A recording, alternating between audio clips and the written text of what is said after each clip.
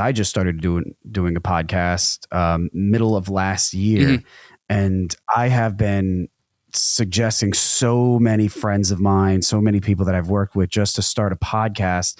It's honestly one of the more, out of all the things that I do, out of all the stresses that I have throughout the day, and don't get me wrong, having a podcast has its own list of stresses.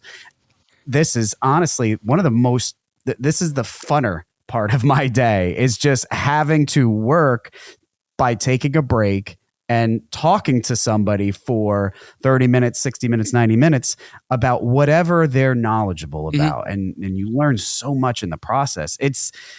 To me, but you know, and the one biggest thing is just trying to get as much people to listen as possible, because that's what validates your skill as a podcaster, right? That's your listener count. Well, you know what's interesting about that though is like early on, like I had a lot of good guests, which is great, but I feel like eventually you get this shift in like the subjects you're talking about. Like you want them to be ones, at least it was for me. I don't know if everybody's like that. Like it's these subjects that really matter. And I found that when you start reaching out to guests, like you're very particular, number one, about who you reach out to.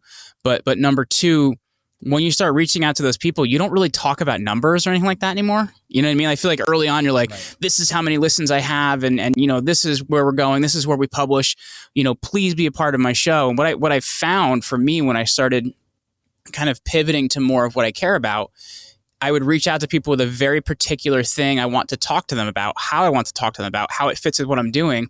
And we don't really talk about numbers anymore. And it's interesting because that's actually where more growth has come, is when I stopped worrying so much about the numbers. It may sound a little ridiculous, but that was actually where the bigger growth came from. Right. I mean, because it's about when you manage to kind of sell somebody on your podcast, being a guest on your podcast, you can really connect with them more in a way if you have some sort of common ground and you think that your podcast following would really benefit from, you know, whatever content, whatever book that they have, you know, whatever message that they're putting out there. If you truly believe that and you're capable of communicating that to that potential guest, the numbers doesn't matter. Yes. Because they're already sold on the benefit of just coming on the podcast. That's the way. And that is something that I personally have just recently really started figuring out on my own.